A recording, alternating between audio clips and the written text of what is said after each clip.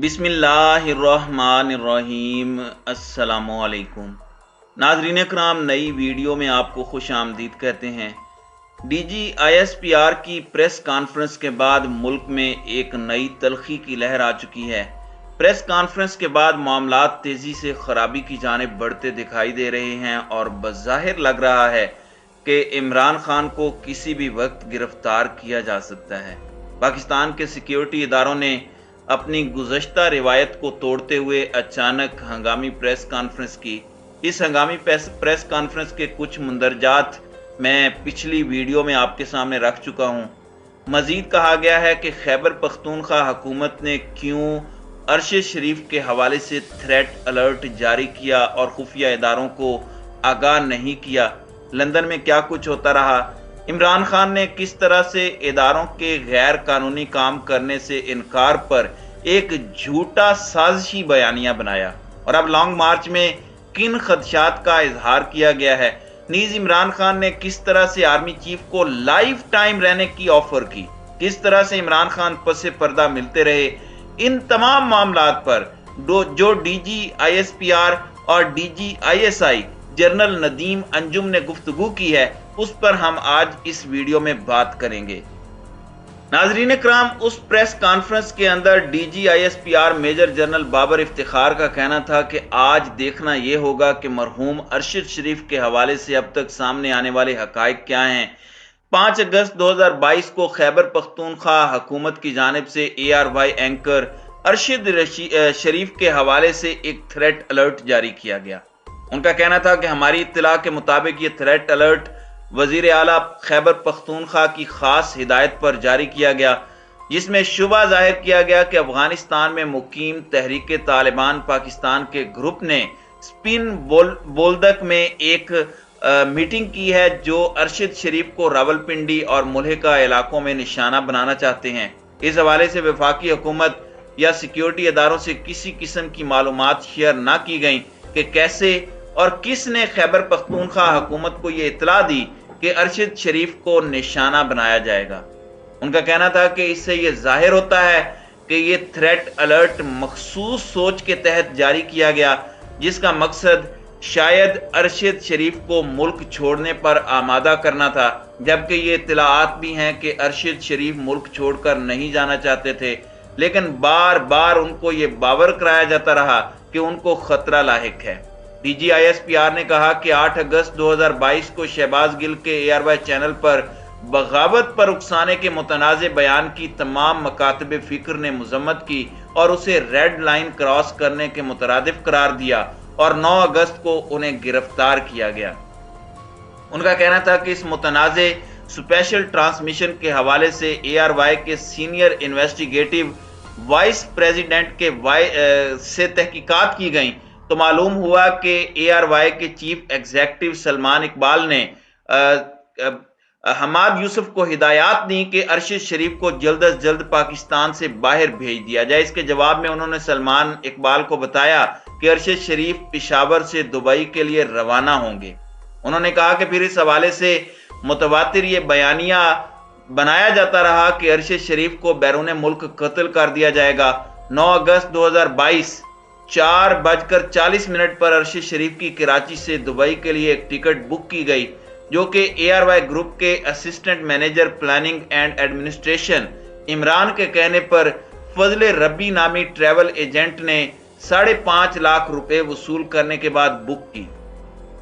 बाबर इफ्तिखार ने कहा कि इस ट्रैवल प्लान के मुताबिक 9 सितंबर 2022 को अरशद शरीफ को पाकिस्तान वापस आना था। 10 अगस्त को बाचा खान एयरपोर्ट से अरशद एडमिरेट्स इंटरनेशनल की परवाज EK 637 के जरिए सुबह 6:10 पर दुबई के लिए रवाना हुए। अरशद शरीफ को इस दौरान खैबर पख्तूनख्वा हुकूमत ने मुकम्मल प्रोटोकॉल फराहम किया और सरकारी गाड़ी में उन्हें एयरपोर्ट पहुंचाया गया। उन्होंने कहा कि वजीर आला सेक्रेटरीट के अमले ने ही तमाम काउंटर्स पर अरशद शरीफ की मुआवनत की और उन्हें फ्लाइट तक पहुंचाया। इस हवाले से इदारों की जानिब से अरशद शरीफ को रोकने की किसी भी किस्म की कोशिश नहीं की गई। अगर हुकूमत रोकना चाहती तो FIA के जरिए ये कर सकती थी। DGISPR ने कहा कि अरशद शरीफ उस वक्त तक मुत्तहिदा अरब अमारात में रहे जब तक उनके पास वहां का कानूनी वीजा था। वो दुबई का वीजा एक्सपायर होने पर वहां से कीनिया रवाना हुए।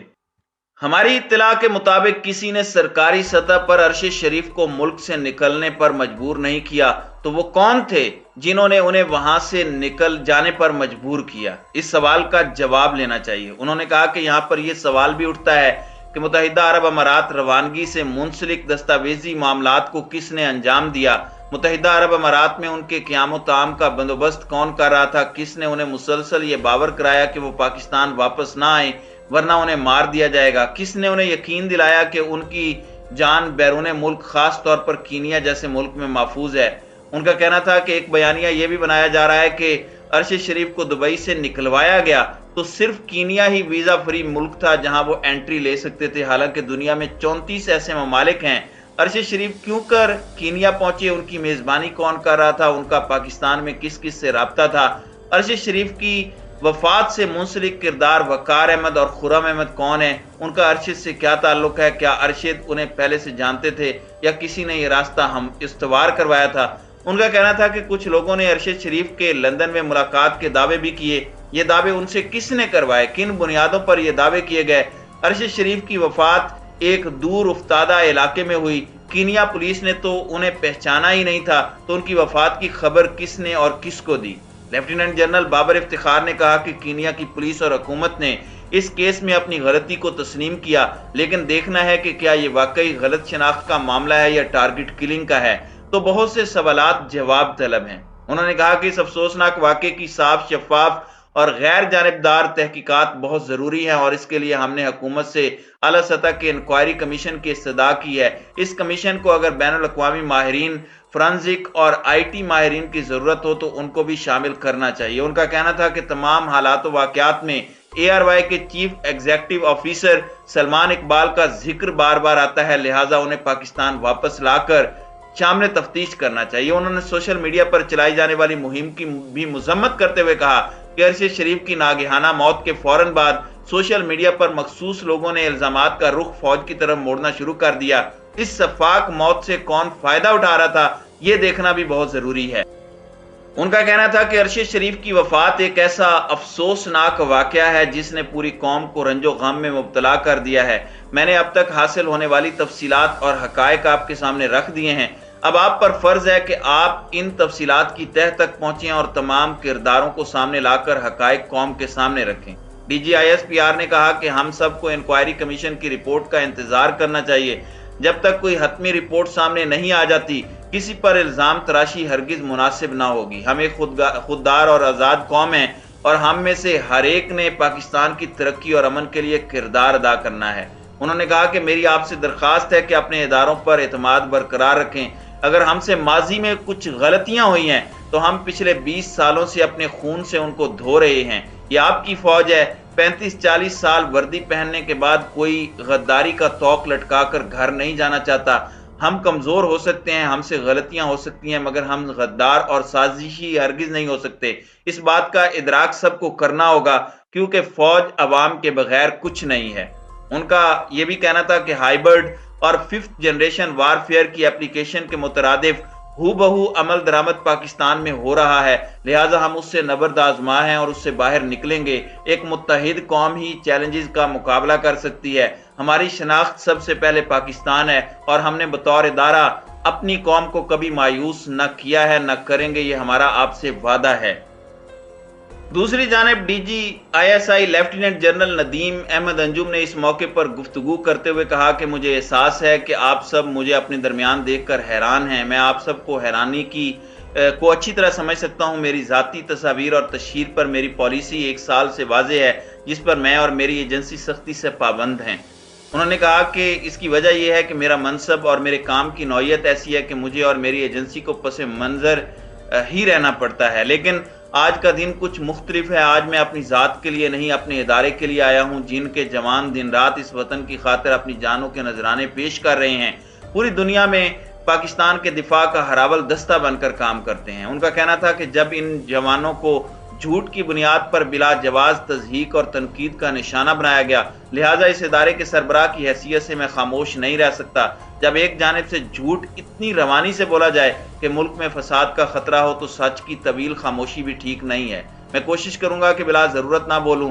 ان کا کہنا تھا کہ لسبیلا میں ہمارے جوان اس مٹی کی خاطر شہید ہوئے، لیکن ان کا بھی مذاق بنایا گیا، اس لیے میر جعفر، میر صادق اور غدار جیسے القاب کے پس منظر سے متعلق آپ کے پہلے سوال کا میں جواب دے دیتا ہوں۔ D G I S I نے کہا کہ اس میں کوئی دو رائے نہیں کہ آپ کسی کو شواہد کے بغیر میر جعفر، میر صادق کہیں تو اس کی جتنی مذمت کی جائے کم ہے۔ یہ بالکل 100% جھوٹ پر بنایا گیا نظریہ ہے، لیکن آپ کو یہ معلوم ہونا چاہیے کہ یہ نظریہ کیوں بنایا گیا۔ ان کا یہ کہنا تھا کہ میں یہ بھی آپ کو بتا دوں کہ مارچ میں آرمی چیف کو ان کی مدت ملازمت میں غیر معینہ مدت تک توسیع کی بھی پیشکش کی گئی۔ یہ پیشکش میرے سامنے دی گئی، یہ بہت پرکشش تھی، لیکن انہوں نے اپنے بنیادی فیصلے کی وجہ سے یہ پیشکش بھی ٹھکرا دی کہ ادارے کو متنازع رول سے ہٹا کر آئینی رول پر لانا ہے۔